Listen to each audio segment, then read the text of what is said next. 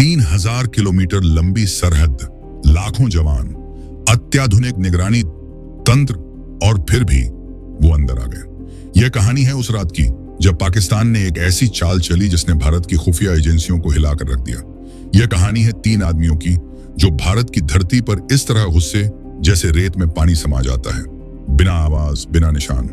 लेकिन इस बार वो पकड़े गए। सवाल यह नहीं कि वो कैसे घुसे, असली सवाल यह है पाकिस्तान की मास्टरमाइंड योजना कितनी गहरी थी, कितने लोग इसमें शामिल थे, और अगर वो पकड़े ना जाते तो क्या होता।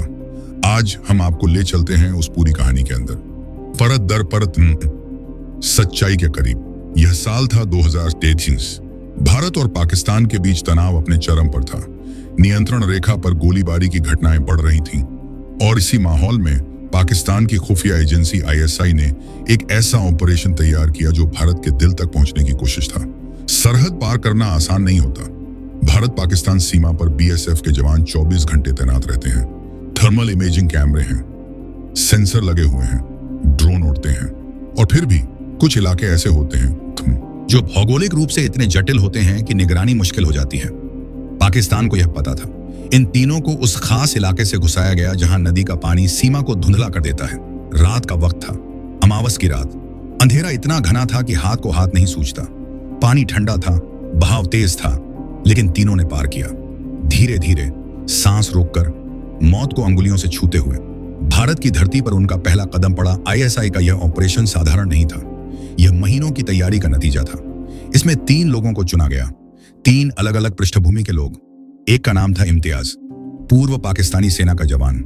दूसरा था रफीक, एक ट्रांसपोर्टर जो सरहद के दोनों तरफ माल ढोने का काम करता था। और तीसरा, सबसे खतरनाक, एक युवक जो देखने में बिल्कुल आम था। उसका नाम था जाहिद। वो हिंदी बोलता था, पंजाबी बोलता था। उसका लहजा, उसके कपड़े, उसका चलने का तरीका, सब कुछ एक आम भारतीय जैसा था। यही उसे सबसे खतरनाक बनाता था। ISI ने इन तीनों को एक बात पर चुना था, इनकी पहचान छुपाने की क्षमता। इन्हें महीनों तक ट्रेनिंग दी गई। कैसे कैसे चलना है, कैसे सवालों का जवाब देना है, भारतीय करेंसी कैसे इस्तेमाल करनी है, कौन से मोबाइल ऐप्स यूज करने हैं, यहां तक कि किस ब्रांड के कपड़े पहनने हैं। यह सब ISI ने तय किया था। और फिर उन्हें दिया गया एक मिशन। उस मिशन की जानकारी आज भी पूरी तरह सार्वजनिक नहीं है, लेकिन जो जानकारी सामने आई है वो रूह कंपा देती है। माना जाता है कि इन तीनों का मकसद था भारत के कुछ अहम ठिकानों की रेकी करना, फौजी ठिकाने, सरकारी दफ्तर, और शायद कुछ और भी। ISI ने इस ऑपरेशन को कोड नाम दिया था, ऑपरेशन शैडो। इसका मकसद सिर्फ रेकी नहीं था, इन तीनों के जरिए एक स्लीपर सेल को एक्टिवेट करना था।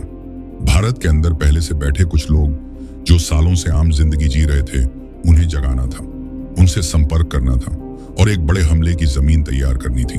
और उसी पल से शुरू हुई एक और जंग, वो जंग जो बंदूकों से नहीं, दिमाग से लड़ी जाती है।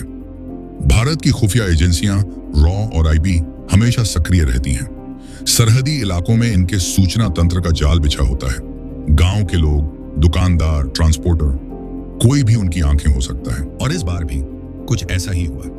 एक छोटे से सरहदी गांव में एक चाय वाले ने कुछ नोटिस किया।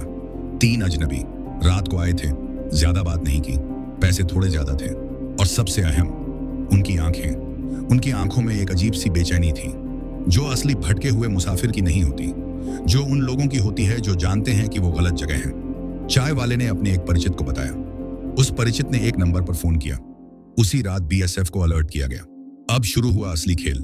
खुफिया एजेंसियों ने तय किया, इन्हें अभी नहीं पकड़ना, पहले देखो ये कहां जाते हैं, किससे मिलते हैं, क्या करते हैं। शायद इनकी निगरानी से कोई बड़ा नेटवर्क सामने आए। यह था एक बेहद जोखिम भरा फैसला। तीनों अजनबी आगे बढ़ते रहे, एक बस में सवार हुए दूसरे शहर की तरफ। वो जानते थे कि उन्हें जल्दी किसी भीड़ में खो जाना है, जितनी दूर सरहद से उतने सुरक्षित। और उन्होंने सोचा था शायद वो निकल जाएंगे, लेकिन उन्हें नहीं पता था कि हर बस स्टॉप पर एक नजर उनका पीछा कर रही है। इम्तियाज ने एक सिम कार्ड खरीदा। यही उसकी सबसे बड़ी गलती थी। वो सिम कार्ड जिस दुकान से खरीदा गया, वहां पहले से एक खुफिया एजेंट मौजूद था। नंबर नोट हो गया, और उस नंबर से निकले कनेक्शन ने एक पूरे नेटवर्क का दरवाजा खोल दिया। रफीक ने एक होटल में रुकने की कोशिश की, बिना ID के। होटल वाले ने मना कर दिया। उसने दूसरा होटल ढूंढा, एक पुरानी धर्मशाला। उसने सोचा यहां कोई नहीं पूछेगा, लेकिन धर्मशाला का मालिक एक पुराना देशभक्त था। उसने तुरंत स्थानीय पुलिस को सूचित किया और जाहिद वो भीड़ में घुल गया, बाजार में घूमता रहा, किसी से संपर्क नहीं किया, लेकिन उसने रणनीतिक दृष्टि से महत्वपूर्ण जगहों की तस्वीरें खींची। यही उसका असली काम था। तीसरे दिन जब खुफिया एजेंसियों को लगा कि अब काफी जानकारी इकट्ठी हो चुकी है, तीनों को एक साथ अलग अलग जगहों पर गिरफ्तार किया गया। कोई गोलीबारी नहीं, कोई शोर नहीं, बस एक शांत सुनियोजित कार्रवाई। पूछताछ में जो सामने आया वो चौंकाने वाला था। तीनों के फोन में जो डेटा मिला उसने कई और नाम उजागर किए, कई और गिरफ्तारियां हुई, एक पूरा नेटवर्क तबाह हो गया। लेकिन यहीं पर एक और सवाल खड़ा होता है जो हर भारतीय को सोचना चाहिए। ये तीन पकड़े गए, लेकिन क्या हर बार ऐसा होता है? क्या हर बार कोई चाय वाला होता है जो नोटिस करे? क्या हर बार होटल का मालिक उतना सतर्क होता है? जवाब शायद वो नहीं है जो हम सुनना चाहते हैं। पाकिस्तान की आईएसआई दुनिया की सबसे खतरनाक खुफिया एजेंसियों में से एक मानी जाती है। उसका बजट अरबों में है, उसका नेटवर्क सिर्फ सरहद पर नहीं, दुनिया के कई देशों में फैला हुआ है, और उसका एकमात्र जुनून है भारत को अस्थिर करना। 1947 से अब तक हर बड़े आतंकी हमले के पीछे, हर बड़ी साजिश के पीछे एक धागा आईएसआई तक जाता रहा है। मुंबई 2008, पुलवामा 2019 और न जाने कितने ऐसे षड्यंत्र जो कभी सार्वजनिक नहीं हुए। लेकिन इस कहानी का एक और पहलू है, वो पहलू जो अक्सर अनदेखा रह जाता है। ये तीन आदमी जो पकड़े गए, क्या वो सच में दुश्मन थे? एक मायने में हाँ, लेकिन दूसरे मायने में वो भी उसी तंत्र के मोहरे थे जो उन्हें इस्तेमाल करके फेंक देता। आईएसआई ने उन्हें चुना क्योंकि वो जरूरतमंद थे। इम्तियाज के परिवार पर कर्ज था, रफीक का बेटा बीमार था, जाहिद को बताया गया था कि वो एक महान काम कर रहा है। यही है आतंकवाद का सबसे गंदा सच। यह गरीबी, मजबूरी और भ्रम का खेल है।